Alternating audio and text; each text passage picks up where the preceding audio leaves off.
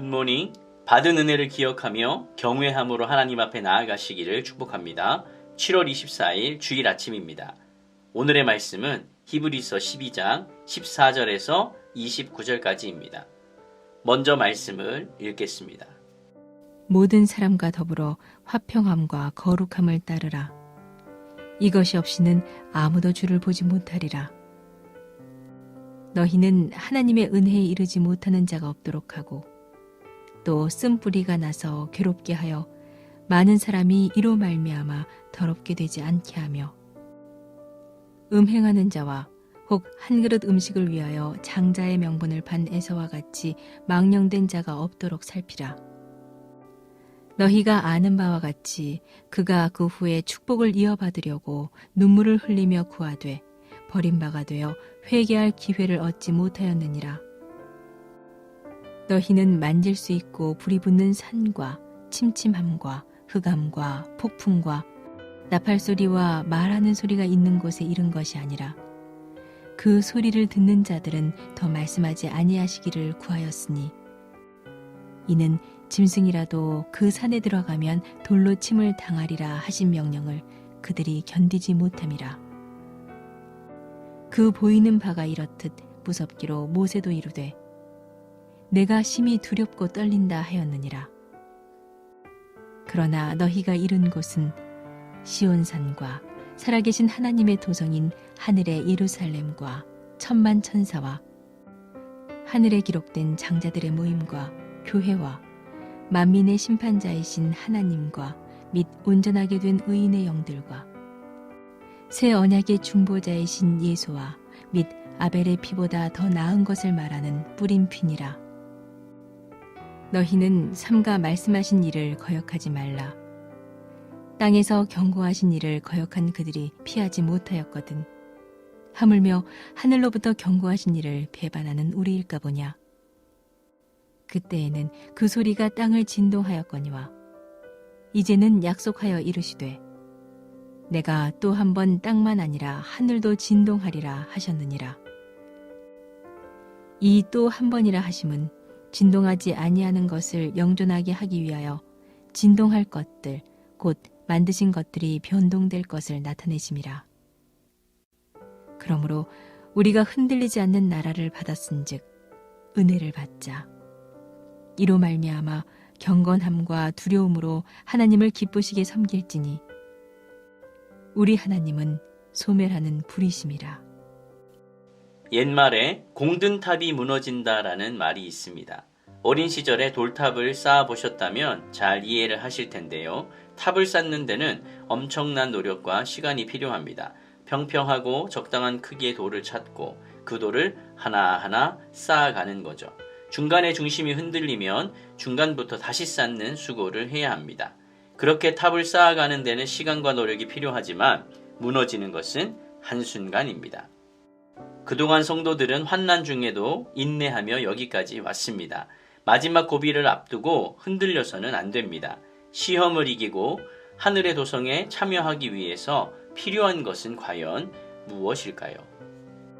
첫째로 화평과 거룩함을 추구해야 합니다.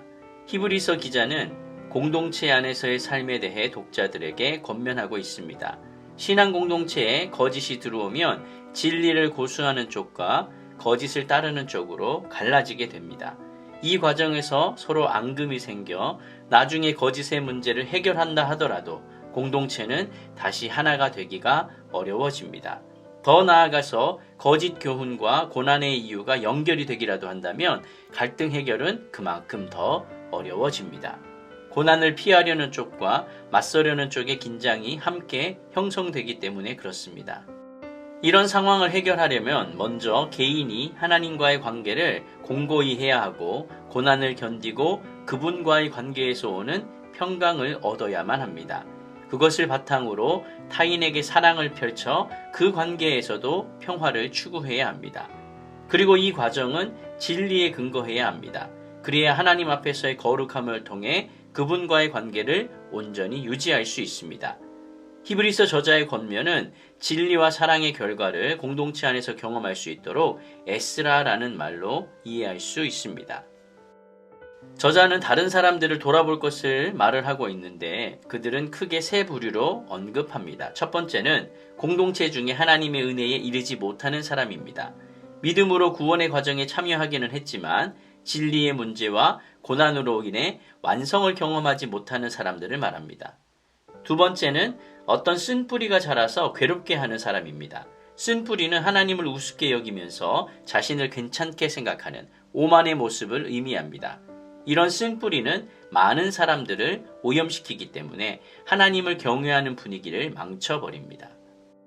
세 번째, 음행하는 어떤 사람이나 음식 한 그릇에 장자권을 팔았던 에서처럼 세속적인 사람입니다. 교회 안에 있으면서도 세상에 붙어 정욕대로 사는 자들을 말합니다.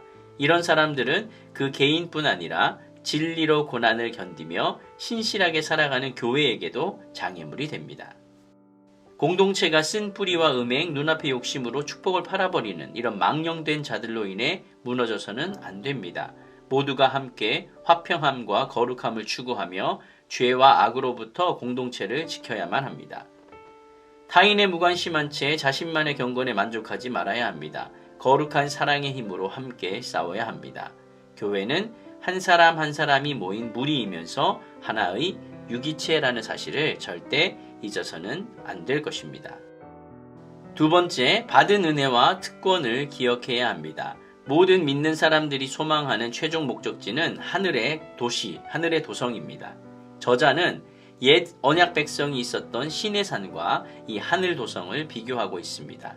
시내산은 이스라엘 백성이 하나님과 언약 관계를 맺었던 곳입니다.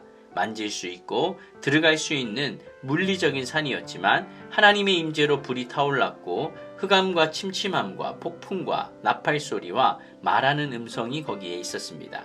그 음성을 들은 자들은 자기에게 더 말씀하지 않기를 간청할 정도로 두려워했습니다. 실제로 하나님은 짐승이라도 그 산에 닿으면 돌로 치라고 명령하셨고 모세도 그 광경이 무서워서 내가 심히 두렵고 떨린다라고 했었습니다. 그러나 히브리서를 대하는 독자가 나아가는 곳은 그런 시내산과는 이제 다른 곳입니다. 그곳은 시온산이고 살아계신 하나님의 도성이며 하늘의 예루살렘이고 천만 천사, 천군 천사들이 있고 하늘에 기록된 장자들의 모임이 있고 모든 것을 심판하실 하나님이 계시고 온전하게 된 의인의 영들이 있고 새 언약 중보자인 예수님이 계시고 아벨의 피보다 더 나은 것을 말하는 예수의 뿌린 피가 있는 곳입니다. 전체적으로 이곳은 옛 언약의 시내산과 비교할 수 없이 영광스러운 곳입니다. 삼위 하나님의 현존이 있고 천사들이 기쁨으로 예배하는 하늘 성소이며 예수의 피를 통해 거룩하게 되어 하나님과 새 언약 관계를 맺은 사람들이 있는 곳이기 때문에 영원하고 완전한 수직적인 하나님과의 사랑과 수평적인 신자와의 사랑의 교제가 함께 있는 곳입니다. 옛 백성이 섰던 곳은 두려운 시내산이었습니다. 모세조차도 두렵고 떨린다고 했었습니다. 하지만 우리가 이른 곳은 천상의 산이자 천사와 성도들이 있는 하늘의 도성입니다. 기쁨으로 구원을 노래하는 축제의 자리입니다. 받은 은혜와 특권은 실로 놀랍지 않습니까? 이것을 기억하고 언약의 백성답게, 새 언약의 백성답게 살아가기를 바랍니다. 세 번째는 거역하지 말고 기쁘게 섬기라는 것입니다. 저자는 믿음의 길에서 이탈하지 말 것에 대해서 경고합니다. 하나님의 말씀을 거절하는 자에게는 심판이 있습니다. 과거 하나님의 뜻을 가르쳤던 모세의 말을 거역한 이스라엘이 그분의 심판을 피할 수 없었던 것처럼 새 언약 안에 있는 우리가 하나님의 경고한 것을 거역한다면 그분의 심판을 피할 수 없을 것입니다. 과거 시내산에서는 하나님이 목소리로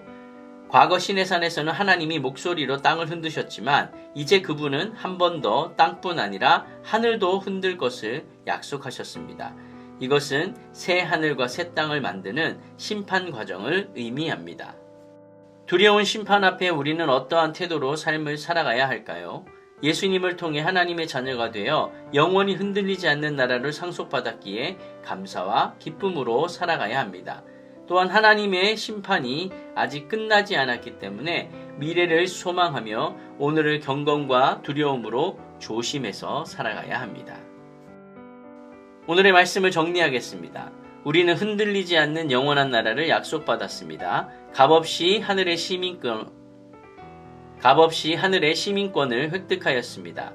우리가 상속할 나라가 얼마나 영광스러운지 안다면 함부로 죄를 짓고 악을 행하지 않을 것입니다. 무지하여 장자권을 잃어버린 에서처럼 살지 말아야 합니다. 경건과 두려움으로 하나님을 기쁘게 섬겨야 합니다. 오늘은 주님의 날입니다. 다른 날보다 더욱더 경건과 두려움으로 하나님 앞에 나아가는 우리 모두가 되시기를 예수님의 이름으로 간절히 축원드립니다. 아멘.